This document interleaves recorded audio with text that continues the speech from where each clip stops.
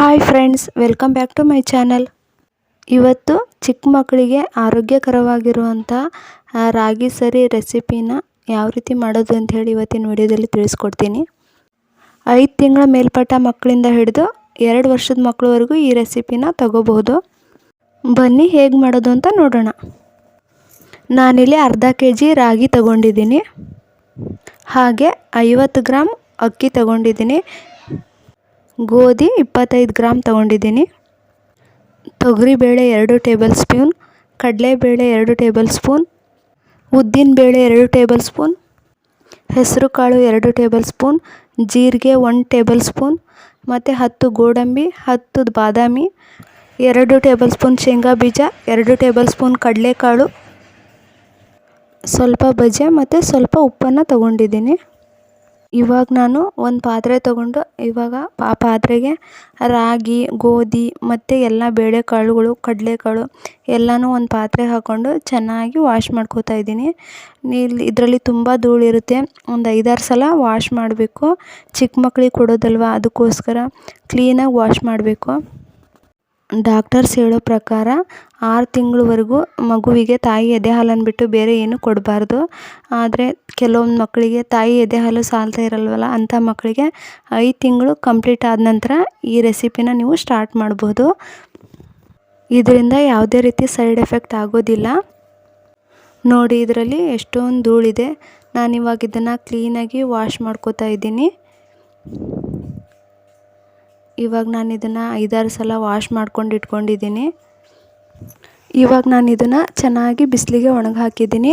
ನೀವು ಬೇಕಿದ್ದರೆ ಫ್ಯಾನಿನ ಕೆಳಗೆ ಬೇಕಿದ್ದರೂ ಒಣಗಿ ಹಾಕ್ಬೋದು. ಇವಾಗ ನಾನು ಎಲ್ಲ ಬೇಳೆಕಾಳುಗಳನ್ನೆಲ್ಲ ಚೆನ್ನಾಗಿ ಒಂದು ಬಾಣಲಿಲಿಟ್ಟು ಹುರಿತಾ ಇದ್ದೀನಿ.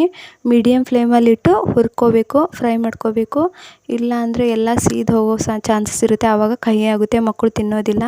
ಈ ರೀತಿ ನೀವು ಬೇಕಿದ್ದರೆ ಸಪ್ರೇಟಾಗಿ ಬೇಕಿದ್ದರೂ ಫ್ರೈ ಮಾಡ್ಕೋಬೋದು. ಇಲ್ಲ ಅಂದರೆ ಈ ಥರ ಮಿಕ್ಸ್ ಮಾಡಿಕೊಂಡು ನೀವು ಫ್ರೈ ಮಾಡ್ಕೋಬೋದು. ಇವಾಗ ಎಲ್ಲನೂ ಕಾಳುಗಳನ್ನೆಲ್ಲ ಫ್ರೈ ಮಾಡ್ಕೊಂಡಾಯಿತು. ಇವಾಗ ಗೋಡಂಬಿ ಮತ್ತು ಶೇಂಗಾ ಬೀಜ ಇವುಗಳನ್ನು ಫ್ರೈ ಮಾಡ್ಕೋತಾ ಇದ್ದೀನಿ. ಇವಾಗ ಫ್ರೈ ಮಾಡ್ಕೊಂಡಿರೋದೆಲ್ಲವನ್ನು ನಾನು ಮಿಕ್ಸಿಗೆ ಹಾಕ್ಕೊಂಡು ಪ್ಲೈನಾಗಿ ಪೌಡ್ರ್ ಮಾಡ್ಕೋತೀನಿ.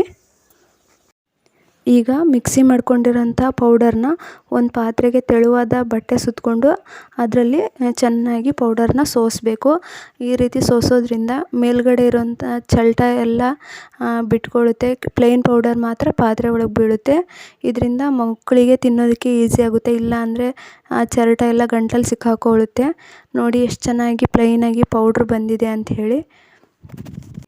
ಈ ಪೌಡರ್ನ ನಾನಿವಾಗ ಒಂದು ಬಾಕ್ಸಲ್ಲಿ ಹಾಕಿ ಸ್ಟೋರ್ ಮಾಡಿಟ್ಕೋತೀನಿ. ಈ ಥರ ಒಂದು ಸ್ಟೀಲ್ ಬಾಕ್ಸಲ್ಲಿ ಹಾಕಿಡೋದ್ರಿಂದ ತುಂಬ ದಿನ ಈ ಪೌಡರ್ ಹಾಳಾಗೋದಿಲ್ಲ. ನೀವು ಹಾಗೆ ಪ್ಲಾಸ್ಟಿಕ್ ಬಾಟಲೆಲ್ಲ ಹಾಕಿಟ್ರೆ ಅದು ಹುಳ ಆಗೋ ಚಾನ್ಸಸ್ ಇರುತ್ತೆ. ಈ ರೀತಿ ಒಂದು ಬಾಕ್ಸಲ್ಲಿ ತುಂಬಿ ಅದನ್ನು ಕ್ಲೀನಾಗಿ ಮುಚ್ಚಳ ಮುಚ್ಚಿ ಇಡೋದ್ರಿಂದ ತುಂಬ ದಿನ ಏನು ಹಾಳಾಗೋದಿಲ್ಲ ಈ ಪೌಡರು. ಇವಾಗ ನಾನು ರಾಗಿ ಸರಿ ರೆಸಿಪಿನ ಯಾವ ರೀತಿ ಮಾಡೋದು ಅಂತ ಹೇಳಿ ತಿಳಿಸ್ಕೊಡ್ತೀನಿ. ಇವಾಗ ನಾನು ಒಂದು ಬೌಲಿಗೆ 2 ಟೇಬಲ್ ಸ್ಪೂನು ರೆಡಿ ಮಾಡ್ಕೊಂಡಿರೋಂಥ ಪೌಡರ್ನ ಹಾಕ್ಕೋತಾ ಇದ್ದೀನಿ. ಇವಾಗ ನಾನು ಒಂದು ದೊಡ್ಡ ಗ್ಲಾಸಲ್ಲಿ 1 ಗ್ಲಾಸ್ ನೀರನ್ನು ಹಾಕ್ಕೊಂಡು ಚೆನ್ನಾಗಿ ಗಂಟು ಇಲ್ಲದೆ ಇರೋ ಥರ ಚೆನ್ನಾಗಿ ಇದನ್ನು ಮಿಕ್ಸ್ ಮಾಡ್ಕೋತಾ ಇದ್ದೀನಿ. ನಾನು ಮಿಕ್ಸ್ ಮಾಡ್ಕೋತಾ ಇದ್ದೀನಲ್ಲ, ಈ ರೀತಿ ಯಾವುದೇ ರೀತಿ ಗಂಟು ಇರಬಾರ್ದು.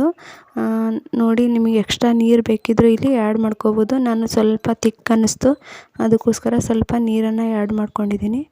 ಈ ರೀತಿ ಚೆನ್ನಾಗಿ ಮಿಕ್ಸ್ ಮಾಡ್ಕೋಬೇಕು. ಇವಾಗ ನಾನು ಒಂದು ಪಾತ್ರೆನ ಒಲೆ ಮೇಲೆ ಇಟ್ಕೊಂಡಿದ್ದೀನಿ. ಇವಾಗ ಆ ಪಾತ್ರೆಗೆ ಈಗ ಮಿಕ್ಸ್ ಮಾಡ್ಕೊಂಡಿರೋ ಅಂಥ ರಾಗಿ ಸರಿ ಹಿಟ್ಟನ್ನು ಹಾಕ್ತಾ ಇದ್ದೀನಿ. ಇವಾಗ ಹಿಟ್ಟು ಹಾಕಿ ಚೆನ್ನಾಗಿ ಒಂದು ಸಲ ಮಿಕ್ಸ್ ಮಾಡ್ಕೋಬೇಕು. ಯಾವುದೇ ರೀತಿ ಗಂಟು ಇರಬಾರ್ದು.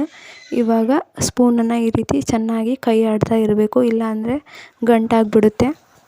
ಗ್ಯಾಸ್ನ ಮೀಡಿಯಮ್ ಫ್ಲೇಮಲ್ಲಿ ಇಟ್ಕೊಂಡು ನಿಧಾನಕ್ಕೆ ಸ್ಪೂನಲ್ಲಿ ಇದನ್ನು ಕ್ಲೀನಾಗಿ ಮಿಕ್ಸ್ ಮಾಡ್ಕೋಬೇಕು. ಗಂಟಾಗಬಾರ್ದು. ಈ ರೀತಿ ಮಿಕ್ಸ್ ಮಾಡ್ತಾನೇ ಇರಬೇಕು. ಇಲ್ಲಾಂದರೆ ಗಂಟಾಗಿ ಮಕ್ಕಳಿಗೆ ನುಂಗೋದಕ್ಕೆ ಕಷ್ಟ ಆಗುತ್ತೆ. ಈ ರೀತಿ ನಿಧಾನಕ್ಕೆ ಮಿಕ್ಸ್ ಮಾಡ್ತಾ ಇರಬೇಕು. ಕುದಿಯೋವರೆಗೂ ಈ ರೀತಿ ಮಿಕ್ಸ್ ಮಾಡಬೇಕು. ನೋಡಿ, ಇವಾಗ ಸ್ವಲ್ಪನೇ ಕುದಿಯೋಕ್ಕೆ ಸ್ಟಾರ್ಟ್ ಆಗ್ತಾ ಇದೆ. ಇವಾಗ ನೋಡಿ ಕುದಿ ಬಂತು. ಈ ರೀತಿ ಕುದಿ ಬಂತು ಅಂಥೇಳಿ ಬಿಡಬಾರ್ದು. ಇವಾಗಲೂ ಸ್ವಲ್ಪ ಸ್ವಲ್ಪನೇ ಮಿಕ್ಸ್ ಮಾಡ್ಕೋಬೇಕು. ನೋಡಿ ನಾನು ಮಿಕ್ಸ್ ಮಾಡ್ತಾ ಇದ್ದೀನಲ್ಲ ಈ ರೀತಿ. ಇದು ಸ್ವಲ್ಪ ಗಟ್ಟಿಯಾಗೂ ಇರಬಾರ್ದು ಮತ್ತು ತುಂಬ ತೆಳುವಾಗಿಯೂ ಇರಬಾರ್ದು. ಮಕ್ಕಳಿಗೆ ನುಂಗೋದಕ್ಕೆ ಯಾವ ರೀತಿ ಆಗಬೇಕೋ ಆ ರೀತಿ ಇರಬೇಕು. ಸ್ವಲ್ಪ ದಪ್ಪನೂ ಇರಬಾರ್ದು, ಸ್ವಲ್ಪ ತೆಳುವೂ ಇರಬಾರ್ದು, ಮೀಡಿಯಮ್ ಆಗಿರಬೇಕು. ನೋಡಿ ಈ ರೀತಿ ತಿರುಗಿಸ್ತಾ ಇರಬೇಕು. ಇವಾಗ ರೆಡಿಯಾಗಿದೆ ನೋಡಿ, ಈ ರೀತಿ ಕನ್ಸಿಸ್ಟೆನ್ಸಿನಲ್ಲಿರಬೇಕು.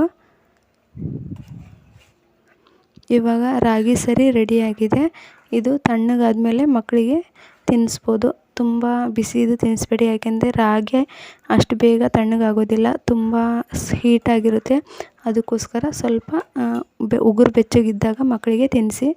ಈ ರೆಸಿಪಿ ನಿಮಗೇನಾದರೂ ಇಷ್ಟ ಆಗಿದರೆ ಪ್ಲೀಸ್ ವಿಡಿಯೋನ ಲೈಕ್ ಮಾಡಿ, ಶೇರ್ ಮಾಡಿ, ಕಮೆಂಟ್ ಮಾಡಿ, ಮತ್ತು ನನ್ನ ಚಾನಲ್ನ ಸಬ್ಸ್ಕ್ರೈಬ್ ಮಾಡಿಕೊಂಡು ಸಪೋರ್ಟ್ ಮಾಡಿ ಅಂತ ಹೇಳ್ತಾ ಮತ್ತೆ ನೆಕ್ಸ್ಟ್ ವಿಡಿಯೋದಲ್ಲಿ ಸಿಗೋಣ. ಅಲ್ಲಿವರೆಗೂ ನಮಸ್ಕಾರ.